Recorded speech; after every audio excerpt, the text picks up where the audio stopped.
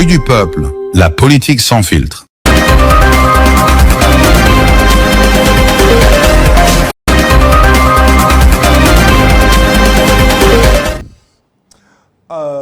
Le dialogue. Vous avez suivi le chef de l'État, Félix-Antoine Tshisekedi Tshilombo, qui a échangé avec le corps diplomatique congolais, où il a clarifié la situation du dialogue, parce que certains disaient que Félix-Antoine Tshisekedi Tshilombo est contre le dialogue. Et donc cette fois-ci, il nous a dit clairement, il vous a dit clairement, et il a donné sa position. Il est d'accord qu'il y ait dialogue. Oui, pour le dialogue, mais il a posé certaines conditions. Notamment, tous ceux qui ont tenu les armes contre la République ne peuvent pas faire partie de ce dialogue. Ça, c'est la position du chef de l'État. Les inféodés ne feront pas partie du dialogue. Et ce dialogue, si ça va se tenir, ça ne peut se tenir qu'en RDC. Alors, nous nous posons beaucoup de questions. Si le dialogue se tient en RDC, est-ce que ceux-là qui ont fui le pays vont revenir au pays pour un dialogue? Est-ce qu'ils vont accepter de revenir au pays? Deuxièmement, si les inféodés ne sont pas autour de la table, à quoi servira ce dialogue? Parce qu'ici, l'objectif, c'est la recherche de la paix. Et est-ce que sans eux, il y aura de paix? Sans eux, il y aura paix. Sans Joseph Kabila, sans Corneille Nangaa, sans ceux que nous considérons comme des inféodés, est-ce que nous aurons la paix? Pour en parler, nous avons Cédric Moudiantou, qui est un habitué de ce plateau, porte-parole de l'AVC. Je ne vais pas l'appeler communicateur parce qu'il a toujours dit qu'il n'est plus communicateur, mais il est porte-parole de l'AVC et puis un acteur politique. Bonjour Cédric. Bonjour Désiré. Comment se porte l'AVC? Je voudrais commencer par te remercier une fois de plus pour m'avoir associé à cet échange. Merci. Je voudrais également rendre hommage aux responsables de cette chaîne qui, au jour le jour, est en train de faire la différence, est en train de marquer une distinction à travers les médias congolais, mais également les différentes émissions qui se caractérisent depuis un certain moment. Merci beaucoup. Par une pédagogie. Donc, président Christian Lumu, beaucoup de respect pour toi, une jeunesse consciente. Il a fait l'étude, l'analyse de la situation médiatique en RDC et il a voulu donner au peuple congolais ces médias de qualité, avec un personnel évidemment bien expérimenté, à l'instar de toi-même, Désiré Wemboloa. Ça me fait droit au cœur. Une fois de plus, merci beaucoup à KMC.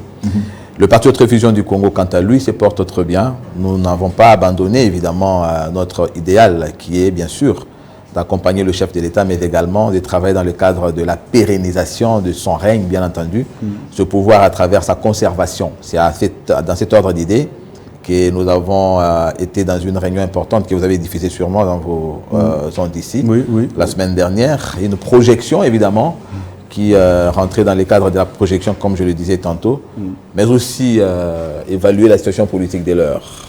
C'était sous l'impulsion de Maître Didier Boudimou, autorité morale du parti, et bien évidemment sous la coordination du secrétaire général, Maître Magloire Kassongo, les relayeurs et les loyaux et fidèles porte-étendards de l'autorité morale, un Tshisekediste tout de même. Vous étiez en réunion, j'ai suivi, d'ailleurs nous avons diffusé ici, vous avez dit que vous comptez réorganiser le parti et puis actualiser, pour la mise en pratique de la vision du chef de l'État, si je ne me trompe pas. Ouais. Donc ça veut dire que vous comptez réorganiser le parti. Comment vous comptez réorganiser votre parti? Non, la réorganisation du parti, d'abord c'est un parti bien organisé, bien structuré. Ok. Ça va faire 10 ans au mois de septembre depuis que ce parti existe. Nous avons participé à nos premières élections en 2023. La moisson a été bonne. Mais le plus important pour nous, c'est d'être cette force politique qui constitue le pilier de la gestion, et même encore de la gouvernance du président de la République, dans les cadres notamment de la pérennisation, comme je le disais. Mais la force d'un parti politique n'est pas seulement par le fait de cadre, puisque nous ne sommes pas un parti des cadres, nous sommes un parti des masses. Le parti est représenté à travers les 26 provinces de la RDC. Okay. Alors, il était question de redynamiser notamment, réchauffer nos bases. L'idéal, c'est de continuer d'enregistrer autant d'adhésions comme ça se fait d'ailleurs chaque jour. Et à cela, il fallait bien entendu recueillir les différents avis des représentants des fédérations et voir dans quelle mesure les appuyer, évidemment, continuer l'élan comme l'a entendu l'autorité morale du parti, parce que les élections, il y en aura. Bien évidemment, il y en aura. Et nous avons non seulement l'objectif d'aller aux élections, mais de conserver le pouvoir de Félix Tshisekedi au-delà de 2028. Vous revenez avec ce discours-là, vous comptez conserver le pouvoir au-delà de 2028. En fait, donc, la Constitution ne représente plus rien pour vous. Non, non. La Constitution parle d'un mandat renouvelable une fois. Ça veut dire que comme il a eu le premier mandat de 2018 jusqu'en 2023, de 2023 en 2028, vous revenez avec ce même discours que Félix Tshisekedi doit aller au-delà. Ça veut dire que vous piétinez la Constitution et puis vous, en tant que jeune, marchez sur les lois de la République. À notre entendement, déjà sur le plan normatif, le mandat sous-tend la mission. Tout mandat a une mission, n'est-ce pas? Oui. Et le mandat, c'est un contenant, c'est un cadre. La mission, c'est un contenu. Il est évident qu'on puisse arriver, au regard de circonstances, à la fin d'un mandat sans qu'on ait terminé la mission. Oui. C'est bien pour ça d'ailleurs que les organisateurs de football ont pensé à la prolongation. Donc dans un match d'élimination directe, vous pouvez avoir deux équipes qui ont le mandat de 90 minutes. Le mandat qu'ils ont, c'est de jouer pendant 90 minutes. Mais arrivé après 90 minutes, aucune équipe ne s'est éliminée. Alors là, le mandat prend fin. Mais ils ont la mission, une équipe doit être éliminée. Et ils vont continuer jusqu'à ce qu'une des équipes s'élimine. Ils auront 30 autres minutes, cette fois-là, en dehors du mandat, pour évidemment voir une équipe s'éliminer. Mais quand aussi ils ne s'éliminent pas, ils vont aller au tir au but. Donc le mandat avait déjà pris fin après 90 minutes. Mais la mission n'ayant pas été achevée, ils doivent continuer leur mission. Le chef de l'État, au regard des problèmes qu'il a rencontrés, la situation dans laquelle il a pris les pays, nous considérons que le mandat risque de prendre fin sans qu'il n'ait achevé sa mission. Mais le plus important pour nous, c'est plutôt la mission que nous lui avons donnée et nous entrevoyons bien entendu l'accompagner dans ce cadre-là. Est-ce que vous savez qu'on vous a déjà volé votre... Parce que je sais que vous êtes initiateur de ce concept-là. Ouais. Et vous êtes initiateur de l'idée même, promoteur de l'idée, j'allais dire. Mais l'idée s'éparpille et ça va au-delà de vous. Parce que pour le moment, beaucoup en parlent et c'est tout le monde qui s'approprie l'idée. Chacun parle de la mission sans citer l'auteur. J'ai reçu un président de la Ligue de jeunes ici, pour ne pas le citer, Mardoché Sélé, qui est président de la Ligue de jeunes du parti de Fifi Masuka, FIDEC, qui va organiser ce dimanche un meeting à Sainte-Thérèse pour parler de Fachi comme quelqu'un ayant une mission et non un mandat. Je lui ai posé la question, sur le même plateau, connaissez-vous l'auteur de ce concept? Il dit non, c'est pour lui. Que dites-vous? Non, mais c'est une fierté, non? C'est une fierté pour moi de savoir que j'ai été à la base de la conception de cette idée. C'est un peu comme Jésus, c'est lui qui a apporté, il a reçu la mission de sauver le monde à travers l'évangile. Mais il a partagé cette mission à ses disciples. Alors, lorsque les disciples aujourd'hui ont fait que le monde entier puisse se convertir, qu'il y ait des chrétiens qui croient en Jésus, c'est la gloire de Jésus qui a amené la mission de Dieu. Alors, la différence ici seulement, c'est que les disciples peuvent mieux prêcher, peuvent gagner les âmes. Mais à la différence, ils ne parleront jamais comme Dieu. C'est ça, ils ne parleront jamais comme Jésus. Ils doivent reconnaître aussi que Dieu existe. Bien évidemment. Je pense que le plus important pour moi n'était pas m'approprier le concept. Était plutôt de mettre au profit du Congo, parce que le plus important pour moi, ce n'est pas ma gloire. Le plus important pour moi, c'est que le peuple congolais puisse comprendre que Félix Tshisekedi n'est plus aujourd'hui quelqu'un qu'on doit limiter à un mandat. Lorsque je vois aujourd'hui des communicateurs parler de la mission, c'est une fierté pour moi. J'ai soutenu une thèse qui a convaincu, ça devient une opinion pour tout le monde. Me reconnaître ou pas, le plus important, c'est que je me sens fier d'avoir conçu quelque chose aujourd'hui qui, évidemment, devient le cheval de bataille de tout celui qui veut voir le Congo développé à travers la gouvernance de Félix Tshisekedi. Et d'ailleurs, c'est un concept adoubé par l'écrasante majorité de la population qui croit effectivement aujourd'hui en la mission plutôt qu'au mandat de Félix Tshisekedi. Mais reconnaître, oui, ça dépend du caractère honnête de Congolais, mais le plus important, c'est que toi, tu le sais, ceux qui le savent aussi, ils le savent. Et dans la définition des concepts, ou même encore dans la clarification de ce concept, vous verrez toute la différence puisque nous savons dire effectivement mieux que ceux qui sont en train de l'utiliser de leur manière aussi. Mais le plus important, c'est que les Congolais, Cédric seul, ne pouvait pas atteindre peut-être la masse critique telle que c'est fait aujourd'hui avec la prolifération du message à travers d'autres communicateurs. Nous sommes ici fiers d'être concepteurs du concept, permettez-moi. Et initiateur. Initiateur du concept. Félix Tshisekedi, porteur d'une mission et non porteur d'un mandat. Il a reçu le premier et le second mandat, mais les deux n'ont pas suffi à ce qu'il puisse achever la mission. Alors, ce qui est important pour nous, c'est la mission qui est le contenu du contenant qui se trouve être le mandat. Avec la mission, nous pouvons aller jusqu'à 60 ans. Le plus important, c'est qu'il puisse nous laisser un âge de maturité par rapport au travail qu'il a fait, de manière à ce que nous soyons nous-mêmes les décideurs face à nos adversaires. Très bien. Alors, vous avez suivi Félix Tshisekedi. Merci pour cette précision parce que c'était important, le fait qu'il y en a qui s'approprient déjà de l'idée. Moi, je connais le concepteur de l'idée, je connais également l'initiateur. Il était important que je précise et qu'on mette les points sur les i. Alors, dialogue. Félix Tshisekedi qui accepte le dialogue finalement, mais qui pose des conditions. Et ce sont des conditions qui, de mon point de vue, risquent de ne pas nous amener à la paix dont on cherche. Parce que ici, le dialogue se tiendra non pas parce qu'il faut dialoguer, mais parce qu'il faut obtenir la paix. Ouais. Comment il compte obtenir la paix en excluant ceux qui ont des armes en main? Parce qu'il a dit qu'il dialogue, oui, sauf que ceux qui ont des armes ne seront pas autour de la table. Ça veut dire qu'il les appelle des inféodés. Je salue la cohérence du président de la République. Déjà qu'il est issu d'un combat caractérisé par la cohérence. Je salue la mémoire du feu Dr Étienne Tshisekedi.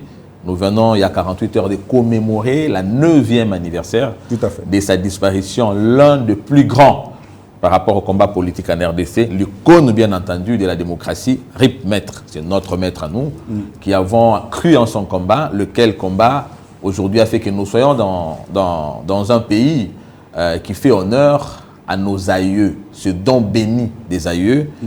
Nous sommes en train de le voir arriver avec Félix Tshisekedi grâce au combat bien entendu, impulsé par le feu Dr Étienne Tshisekedi. La paix, puisqu'il s'agit de la paix. Oui.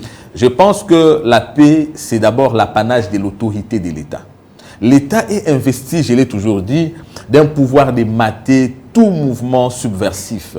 Le président de la République, en étant panafricaniste, il sait que l'un des idéaux du panafricanisme, c'est notamment le dialogue avec ces fameux arbres à palabres. Lorsque nous avons des problèmes dans nos familles, dans notre société, on se met autour d'une table, autour d'un arbre pour discuter de nos problèmes. Et il n'a jamais exclu la possibilité ou l'hypothèse d'aller dans un dialogue. Mais encore faut-il souligner que le chef de l'État avait toujours posé la problématique de la tenue de ces dialogues qui, évidemment, s'apparentait à une sorte de cacophonie avec une opposition en marge de positionnement qui tentait de tirer les choses en sa faveur ou encore de tirer la couverture de son côté. Et pourtant, il était bien établi depuis l'aube des élections, d'ailleurs de 2018, que la RDC avait mis fin au cycle infernal des crises politiques par le fait qu'enfin, on avait des institutions valablement issues de la volonté populaire. 2018, c'était le cas, et 2023, c'était la consolidation. Ce n'est pas la Senko qui va me contredire, puisqu'après ces élections de 2023, elle n'a dit rien du tout par rapport à la crédibilité ou même encore on parlera de Cholet, les résultats. J'ai tout suivi. Contestant les résultats de ces élections. Chose qui consacre la légitimité de ces institutions. La Constitution en vigueur, quoiqu'étant illégitime, remet en question le fait par des individus de prendre les armes pour revendiquer quoi que ce soit. Hier, où le pays était déchiqueté par l'effet de la volonté des individus, notamment avec les accords faits par M. Laurent Désiré Kabila, vous aviez des groupes armés qui s'étaient appropriés certains coins de la RDC, notamment RCD, MLC, ainsi de suite. Donc, grâce à Joseph Kabila, le pays a été réunifié. Il n'y a pas grâce à Joseph Kabila. À l'époque, il n'y a pas de constitution. C'est ce qui me fait d'ailleurs dire que c'est une constitution illégitime. Grâce à la mise en place de cette constitution, illégitime, je souligne, on a prohibé la prise d'armes pour accession au pouvoir, ce qui consacre l'organisation de l'État. Maintenant, aujourd'hui, on ne peut pas parler des rebelles armés par l'effet de la prohibition de cet exercice par la Constitution. Le problème, c'est que... Je viens à votre question. Oui. Lorsque le chef de l'État considère qu'on peut aller au dialogue pour résoudre la crise sécuritaire, mais la crise sécuritaire ne peut pas aujourd'hui créer une sorte de jurisprudence dans le cadre de l'exercice de prise d'armes par certains Congolais, puisque si l'État accepte cela, ça sera une opposition de faiblesse qui pourra effectivement justifier le comportement des autres demain. Voilà pourquoi, considérant que nous avons besoin de la paix, il y a des Congolais qui ont donné de leur voix pour la résorbation de cette situation. On doit écouter tout le monde. Vous écoutez qui? Vous écoutez ceux qui ne font pas partie du problème. On doit écouter ceux qui font partie du problème. Vous écoutez qui? Ceux qui font partie du problème, le problème a déjà été résolu. Comment ça? La substance du dialogue, aujourd'hui, elle a été vidée par le propos de Paul Kagame. On aurait voulu, bien qu'étant subversif, on aurait voulu, bien entendu, voir des Congolais qui justifieraient, je suis au conditionnel, la prise d'armes par l'effet d'une frustration, quoique prohibée par la Constitution. Mais pour le cas d'espèce, vous avez des Congolais qui, non seulement ils prennent les armes, mais ils prennent par manipulation pour s'allier à un ennemi qui se trouve être le Rwanda. Alors que le Rwanda, lui, à travers son président, il dit qu'il prend d'abord, il reconnaît être à la base de l'agression, mais il dit le prendre pour conquérir les terres, réclamer les sols congolais. Ça veut dire qu'il y a des Congolais qui font allégeance à un ennemi pour militer à la partition, pour militer à la balkanisation de leur pays. C'est la trahison. Comment peut-on négocier, comment peut-on aller en dialogue avec ceux qui s'inscrivent dans la logique d'une trahison et qui sont porteurs du combat d'un ennemi contre leur pays? Cédric Moudiantou, j'ai l'impression que vous parlez de deux choses à la fois. Alors qu'ici, nous parlons d'abord paix. Oui. Et la paix ne peut être une réalité qu'à travers l'abandon des armes de ceux qui détiennent ces armes-là. Notamment Joseph Kabila, Corneille Nangaa, Bissi, moi et consorts. Mais quand le chef pense négocier, entre guillemets, pense dialoguer avec l'opposition non armée, laissant la partie du problème, ceux qui détiennent les armes, est-ce qu'il aura la paix? C'est ça ma question. Non, elle est simple. Je t'ai dit, oui. Avoir la paix revient à l'apanage de l'État parmi ses missions, notamment de braver les mouvements, de mater, je voulais dire, les mouvements subversifs. Avec quels moyens? Vous allez mater avec quels moyens? Parce que vous n'avez pas de moyens. Désiré, tu m'as posé la question, n'est-ce pas? Oui. De parler de l'autorité de l'État. La résorbation de cette situation à travers les processus qui s'inscrivaient dans le cadre du dialogue, on avait le processus de Nairobi, déporté à Doha, et puis le processus de Luanda qui a consacré, à travers sa déportation, l'accord de Washington. Là, il n'y a pas de problème. Mais la paix dans l'entendement du chef de l'État, d'ailleurs, il a commencé par leur dire, on ne peut pas dialoguer avec les inféodés, avec les infiltrés. On doit dialoguer entre Congolais. Oui, c'est ça, justement. Pour que nous puissions effectivement nous identifier entre nos Congolais, il faudrait que ceux qui se trouvent, c'est une mesure de grâce d'ailleurs de la part du chef de l'État, ceux qui se trouvent dans le cadre de ceux qui ont pris les armes, commencent par identifier l'ennemi, en l'indexant, en les citant. En ce moment-là, on identifiera qui sont les Congolais qui ne se confondent pas à l'ennemi. L'ont-ils fait? Non. Ils ne l'ont pas fait parce qu'ils sont dans la même compagnie que l'ennemi. On ne va pas dialoguer de nos problèmes internes avec l'ennemi quand même. Ça, c'est vouloir quelque chose de son contraire. Nous sommes agressés et nous voulons discuter de nos problèmes avec un ennemi qui ne se trouve pas être congolais. Alors, pour avoir pris la part de l'ennemi... Vous faites allusion à qui? J'ai fait la part... Qui n'est pas congolais?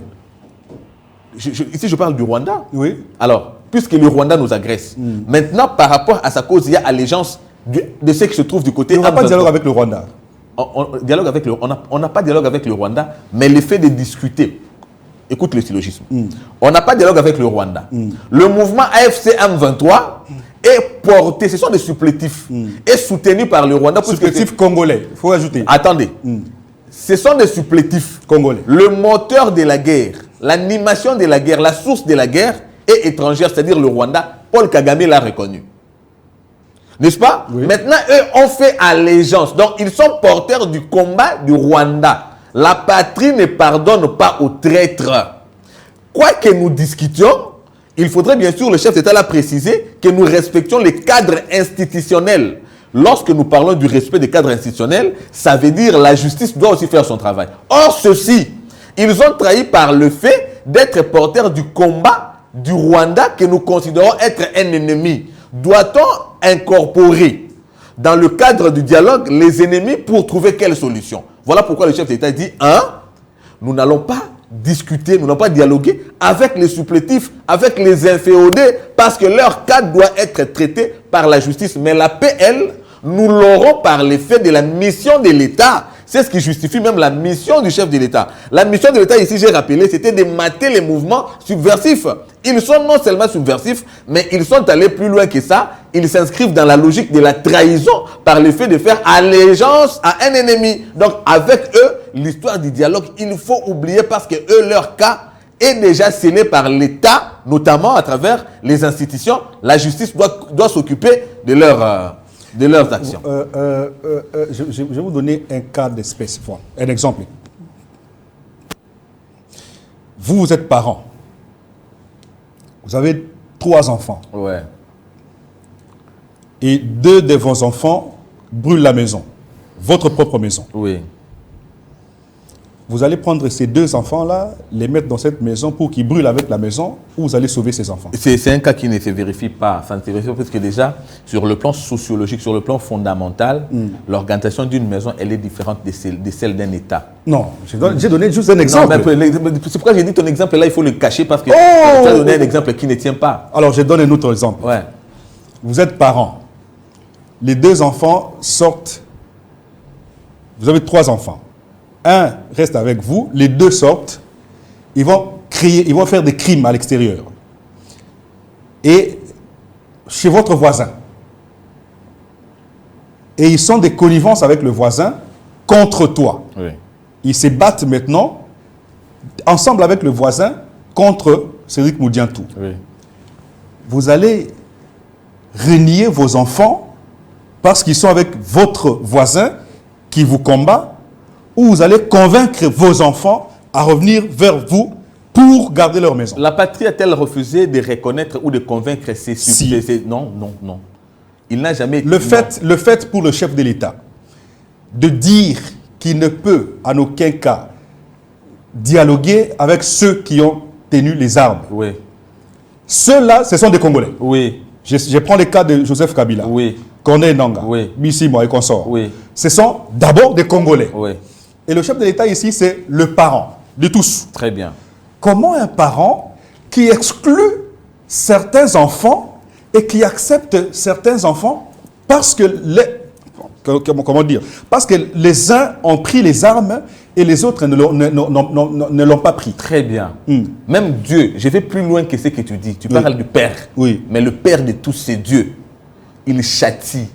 Et il dit, si le peuple sur qui est invoqué mon nom s'humilie, se détourne de sa voie, je l'exaucerai des cieux, je pardonnerai son péché. Tu parles à un prédicateur. Vous comprenez? Ça veut dire quoi? Il considère un peuple ayant péché. Le dialogue, c'est un cadre où les enfants du pays se mettent ensemble pour résoudre le problème interne. D'où il faut les appeler Attendez, aussi. il se trouve maintenant qu'il y a d'autres enfants qui se sont écartés, les enfants prodigues. Exemple de l'enfant prodigue. Mais attends, si nous prenons maintenant l'exemple de l'enfant prodigue, c'est lui-même qui avait pris la décision de retourner. Le chef de l'État n'a pas fermé la porte. Mais l'attitude de ces enfants, c'est maintenant à eux de reconnaître que nous avons péché. Ils doivent décider d'abandonner ce qu'ils font. Désormais, nous avons lâché. C'est bien pour ça que le chef de l'État a dit, commencez par condamner l'ennemi. Si Corneille Nangaa, si Joseph Kabila se disent, nous reconnaissons avoir péché contre notre pays, pardon. L'ennemi commun, c'est le Rwanda, et par erreur, par frustration, nous reconnaissons que nous avons trahi textuellement ce qu'a fait l'enfant prodigue.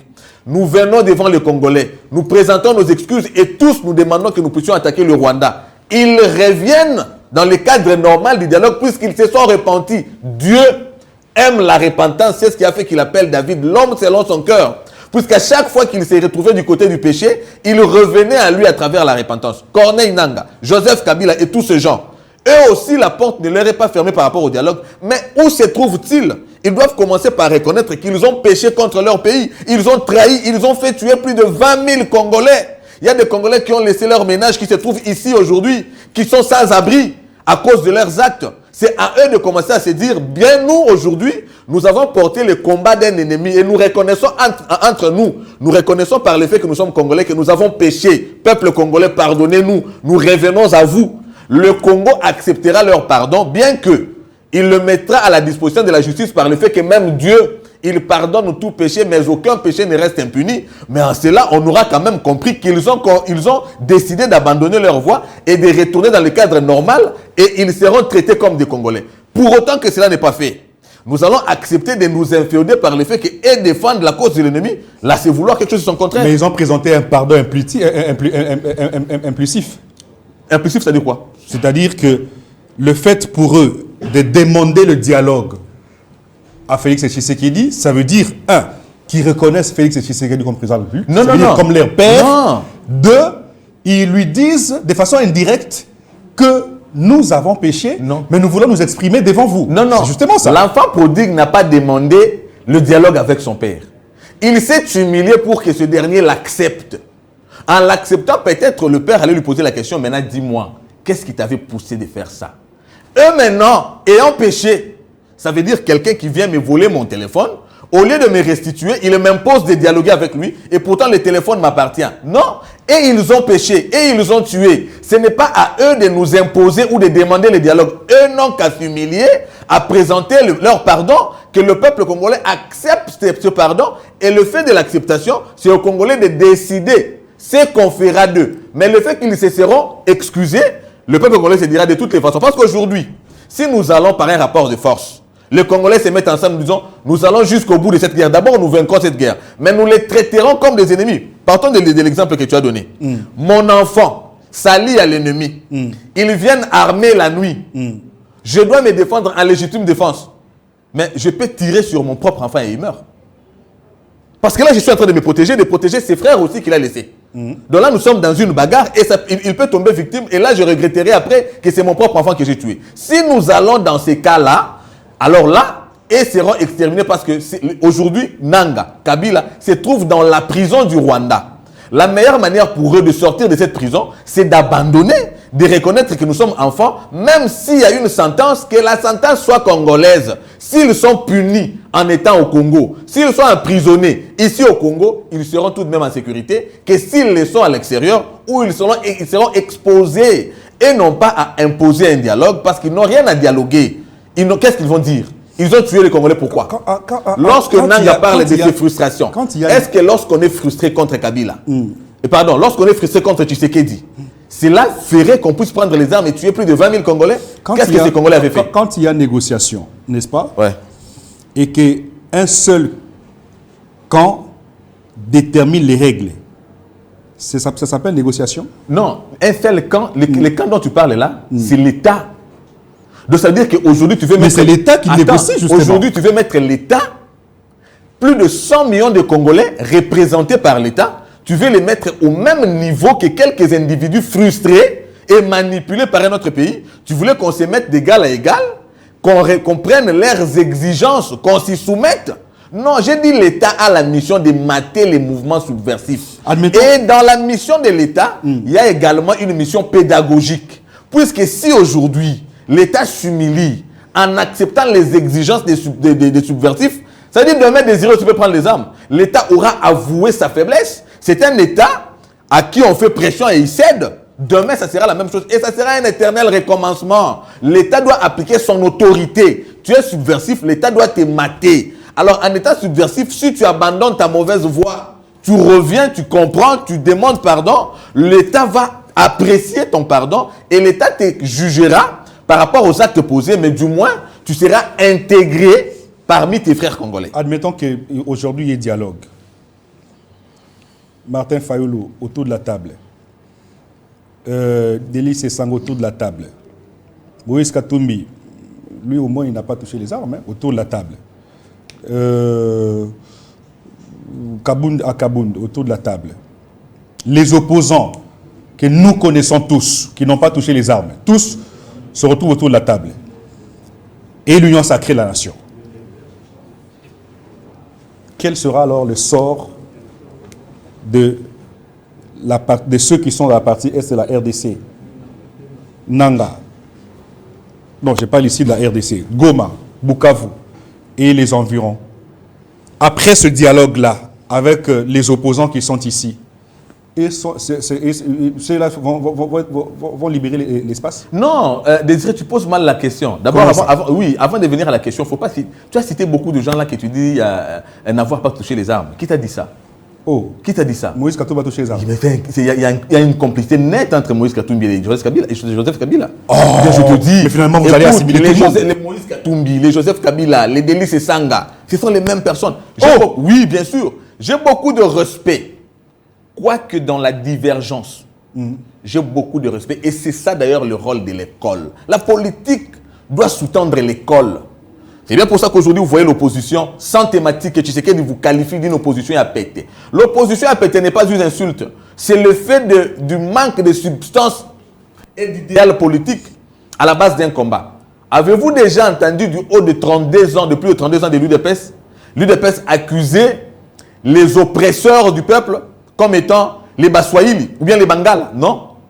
Ils considéraient que c'était la maison et qu'il y avait certains enfants dans la maison qui étaient délinquants, mais ils ne pouvaient pas les traiter par rapport à leurs origines. C'est ce qui fait cette opposition.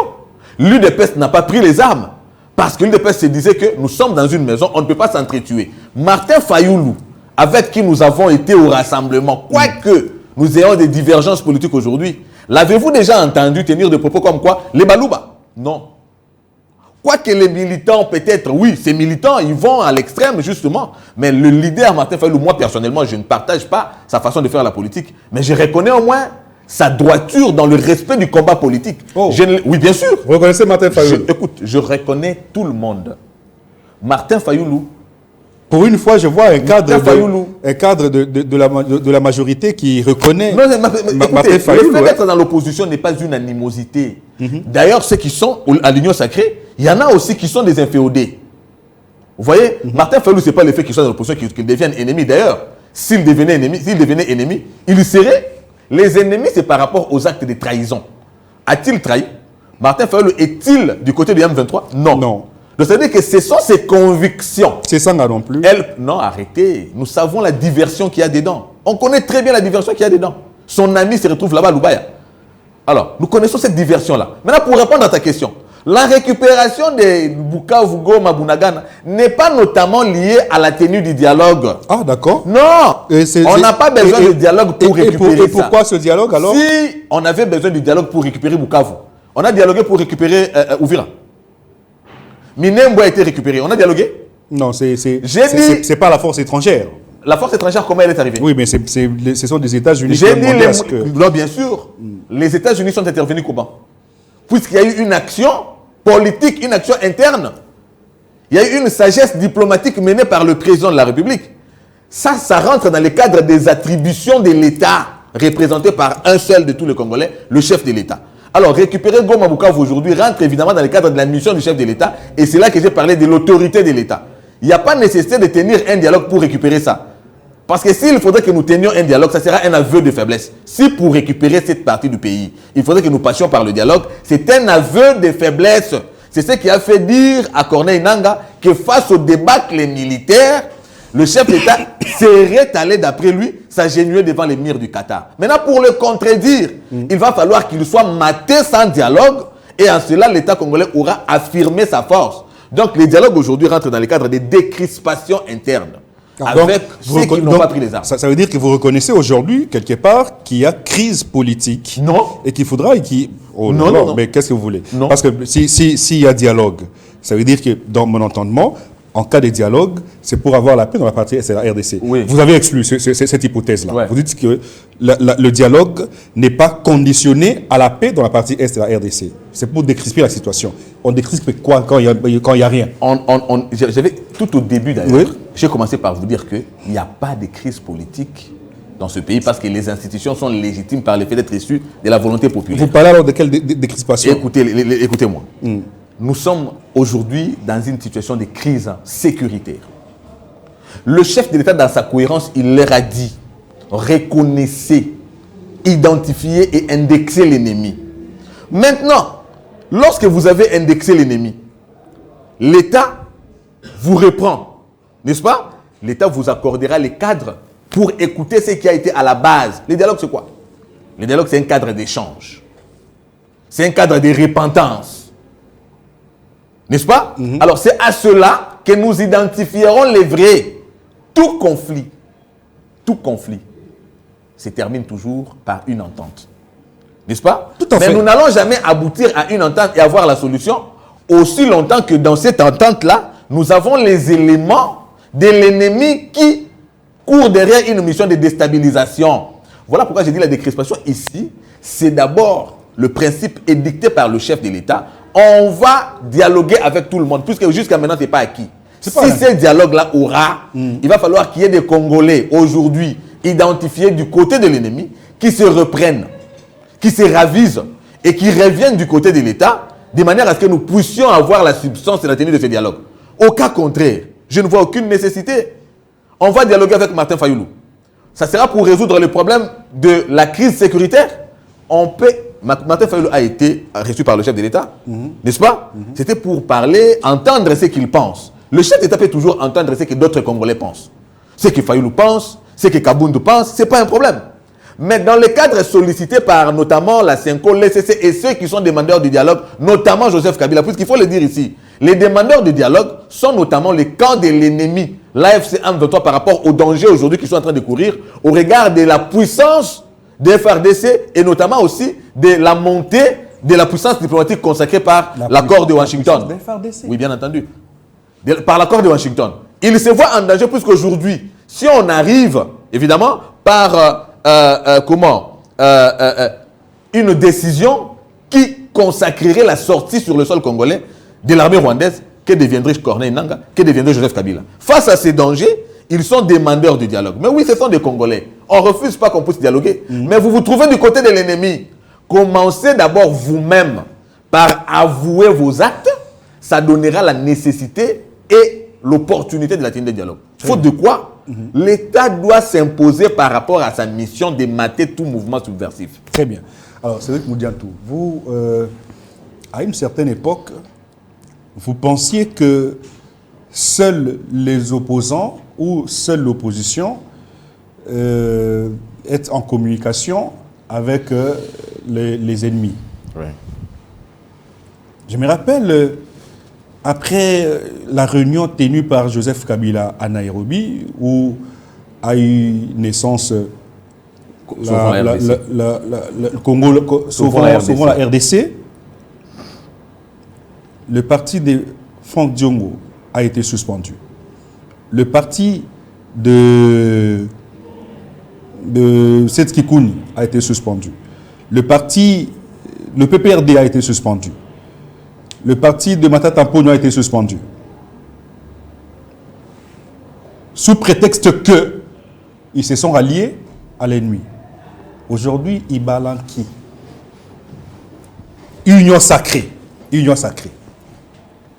Trop proche du chef de l'État. Le cadre restreint du chef de l'État. UDPS. Pouf. M23. Pouf. Point de presse. Lui d'ailleurs, pire. Ouais. C'est à Goma. UDPS a été suspendu. Écoute-moi. Écoute d'ailleurs cette sagesse. Qu'un vieux sage, si je peux le saluer, l'ambassadeur André Alain Tundu Liyongo, un jour, il m'avait dit ça. Nous étions dans son salon et il m'en a parlé. Si, je réponds textuellement ce qu'il m'avait dit à l'époque. Si Moudiantou, à l'époque je suis étudiant, et il est porte-parole de l'AMP à l'époque. Si Moudiantou, étudiant que tu es, tu fais des dégâts à l'université, on te pourchasse, on te poursuit, tu cours, tu viens, tu arrives chez moi, tu entres dans la maison, je te protège, et c'est moi qui viens vers cela, je commence à le menacer, c'est que c'est moi qui t'ai envoyé. Je légitime l'action que tu as posée. Tout à fait. C'est clair, non? Oui. Lorsque ceux-là ont posé les actes qu'ils ont posés, quelle a été la réaction? Même lorsque nous disons que l'AFC M23 c'est le PPRD, parce que nous avons des caciques, tous les caciques du PPRD se trouvant là-bas comme caciques, notamment de l'AFC M23. Pour remettre en question notre affirmation, qu'est-ce qu'a fait le PPRD? Est-ce que le PPRD a-t-il renié ces éléments-là? Non. Le PPRD a légitimé, n'a pas posé un acte contradictoire. Donc, votre problème, c'est que Kabouya a tenu le meeting la matinée. Non seulement ça, le parti, le regroupement des Ibalanki, le regroupement dans lequel appartient la ministre Grace Coutinho. Oui. Vous avez suivi? Ils l'ont, on dirait quoi? Ils l'ont expulsé du parti. Pourquoi est-ce que... C'est-à-dire ils n'ont pas reconnu l'acte qu'il a posé. Le regroupement ne reconnaît pas l'acte que ce dernier a posé. Pour garder le ministère, hein? Non, pas pour garder, non. Elle est membre dans ce regroupement-là. C'est-à-dire que Ibalanki a posé un acte de frustration puisque dans son discours, vous n'entendez que frustration. Oui. Il n'exprime que la frustration. Mais qu'est-ce que le PPRD ou tous les partis que tu as cités ont fait face à l'allégeance faite par leurs autorités à l'ennemi? Rien. C'est-à-dire qu'ils ont avalisé, ils ont légitimé, à la différence. Bien que je suis en train de vouloir dire un truc encore, Oui. ce n'est pas le fait que nous ayons vu aujourd'hui Balan qui posait cet acte que nous devons être surpris. Je n'en suis aucunement surpris. Oh. Et oui, non. Comment ça? Je l'ai toujours dit. Union Le sacrée. président de la République, Oui. je ne sais pas si il se rend compte. Le président de la République est issu d'un combat politique. Le combat politique sous-tend l'idéologie. C'est une vision. Et dans cette vision, dans ce combat, il n'était pas seul. Il a des gens Très bien. avec qui il est issu de la vision du chef du docteur Étienne Tshisekedi, mais également de son école. Je me pose la question, qu'est-ce qui fait qu'aujourd'hui, Ces gens-là soient écartés. ces coétudiants, ces collègues de la même université soient mis à l'écart? Ceux qui ont été avec lui éduqués par le feu docteur Étienne Tshisekedi soient mis à l'écart, mais que ce soit les opportunistes, je me pose la question, où est-ce que lui avait Ibalanki? J'apprends que c'est Biselele qui... Je ne connais pas les origines. Qui lui aurait présenté Ibalanki. Les origines, Biselele, qu'est-ce que lui aussi avait fait à son temps? Je ne connais pas Ibalanki, mais en le voyant comme ça, sur le pont du faciès, je ne doute pas qu'il y ait des accointances avec le Rwanda. Ah non. Mais le problème du chef de l'État... Non, je te dis, il y a des Congolais regarde qui sont son frustrés. visage. Mon frère, je dis ceci. Le chef de l'État se rend-il compte de son entourage? C'est peut-être ici que je pose la même question que Nicolas Kazadi en son temps. Est-ce qu'il se rend compte? Est-ce que le chef de l'État met-il un peu de rigueur dans son casting? Moi, je prends le risque de répondre ici non. Non. L'union sacrée, c'est une boîte à Pandore. C'est une boîte à Pandore. C'est une union composite de gens qui ne partagent pas la même vision avec le chef de l'État, mais qui se positionnent là par rapport à leurs intérêts. Le chef de l'État, ne tenant pas compte de ceux avec qui lui a lutté, je ne vois pas qu'il se retrouve entouré de... je ne vois pas que ce soit Ibalan qui seul qui pose cet acte. Ah, donc ils sont nombreux. Je dis ça à la télévision. Ils sont nombreux Je ne serai pas du chef de je l'État. ne serai pas surpris qu'il y en ait d'autres. Je ne serai pas surpris qu'il y en ait d'autres. Quelles que soient les divergences dans une maison, je te dis, je l'ai toujours rappelé, je l'ai toujours répété. Lorsqu'il s'est agi de sauver l'humanité, de sauver le monde perdu dans le péché, Dieu, entouré de 4 êtres vivants, de 24 vieillards et des anges, il a choisi son fils. Parce qu'un fils ne trahit pas. Il y a les fils idéologiques et les fils biologiques. Le chef d'État se trouve être en même temps fils idéologique, mais également fils d'abord biologique, mais également idéologique. Mais Tshisekedi n'avait pas que des fils biologiques, il en avait aussi des fils idéologiques qui ont lutté derrière lui avec loyauté et désintéressement, puisqu'ils ont refusé toute forme d'offre Mais qu'est-ce qui fait qu'il leur soit donnée écarté? par l'ancien pouvoir. Qu'est-ce qui fait qu'il soit écarté? C'est la même question que je me pose. Et puisque nous nous posons cette question, nous devons croiser les bras, continuer à voir les cas Ibalanki. Mais nous disons que le chef d'État a une mission. Ne se rend-il pas compte qu'à force de garder autour de lui des brebis galeuses, il risque de mal finir avec cette mission? Alors qu'autour de lui, il y a des gens outillés, mieux formés, compétents, qui ont cru en lui lorsque les autres ne croyaient pas. Lorsque les autres étaient dans... Lorsque dans les autres d'autres- disaient, nous mourrons d'une balle dans la tête par le fait d'avoir accepté la dictature de l'ancien régime. Tshisekedi a souffert avec les gens, a souffert avec nous autres. Nous avons souffert. Vous êtes là des côtés. Mais nous sommes là sur le banc de touche, en train de regarder le chef de l'État se faire trahir. D'ailleurs, il a la grâce de Dieu, parce que le rapprochement, Ibalan qui s'est trouvé dans le cercle le plus fermé du chef de l'État, s'il n'a pas réussi peut-être à lui faire mal qu'on les sent. C'est Dieu. Ça, c'est Dieu. Mais même Dieu. Est-ce qu'il se rend compte? Non, même Dieu, il nous demande d'être prudents comme les serpents. Est-ce que le chef de l'État ne peut-il pas prendre le temps de nettoyer son entourage? J'ai toujours dit que la force de Paul Kagame, c'est sa malignité et sa capacité d'infiltration. Il a réussi à infiltrer autour du chef de l'État ces éléments. Nanga le disait à l'époque, nous avons des gens, même dans le cercle fermé de Félix Tshisekedi. Aujourd'hui, c'est une réalité. Oh, mais Kabouya aussi l'avait dit, les troubles qu'il y avait dans l'UDPS, on s'est moqué de lui. Quand il a dit tous ces troubles, c'est le Rwanda. Les gens ont dit comment il a pu faire ces raccordements qu'ils ont qualifiés de frauduleux. Ah, les masques commencent à tomber. Kagame, c'est un puissant monsieur capable d'infiltrer, de t'infiltrer même dans ta propre maison. Oui, mais c'est parce que vous êtes faible aussi. Mais non, c'est accepter. Non, j'avoue. Accepter la Mais faiblesse. lorsque je suis en train de dire ici, la grande faiblesse que nous avons, c'est le casting. Le chef d'État fait confiance en tout le monde. De la même façon qu'il a cru, au FCC, qu'il pouvait changer. Oui, je salue sa bonne foi. C'est quelqu'un de très bien éduqué. C'est quelqu'un qui évite à tout prix la suspicion. Il croit en la bonne intention des gens. Mais est-ce que ces gens-là sont vraiment bien intentionnés? La réponse est non. De la même façon qu'il a vu, face à sa bonne foi, le FCC lui opposait la mauvaise foi. De la même façon, à partir de là, il devait tirer toutes les conséquences de faire le nettoyage de son entourage. Et aujourd'hui, où nous en sommes? Oui, c'est vrai. Je salue le fait que c'est quelqu'un qui a consacré les pays... Il lui reste entre 2 les ans, mains le de chef Dieu. de l'État. Non, il ne lui reste pas 2 ans. Les 2 ans, c'est par rapport à son mandat. Sa mission est encore là. Donc, il a encore une très longue mission. On peut aller jusqu'où, on ne sait pas. La mission Mais de dans le l'UDPS, cadre de pas sa du- mission... De l'UDPS, pas du pays. Non, parce que la pays- mission du président de la République. Le pays lui a donné 2 Son mandats. mandat prend fin, il reste 2 ans. Mais la prolongation de sa mission, c'est ça le problème. Parce qu'il doit l'achever. Mais nous voulons qu'il achève sa mission avec des gens qui s'inscrivent dans la logique de sa vision pour effectivement atteindre valablement cette mission. Cette mission qui veut voir le Congo devenir celui rêvé par nos aïeux. Celui prôné par Frantz Fanon, la gâchette du développement d'Afrique. C'est lui qui fait du Congo la gâchette du développement d'Afrique et bien entendu le scandale géologique. Cholet. Ça ne se fait qu'avec des bons disciples et non les Ibalans qui est consorts, puisqu'il y en a encore dans l'Union sacrée.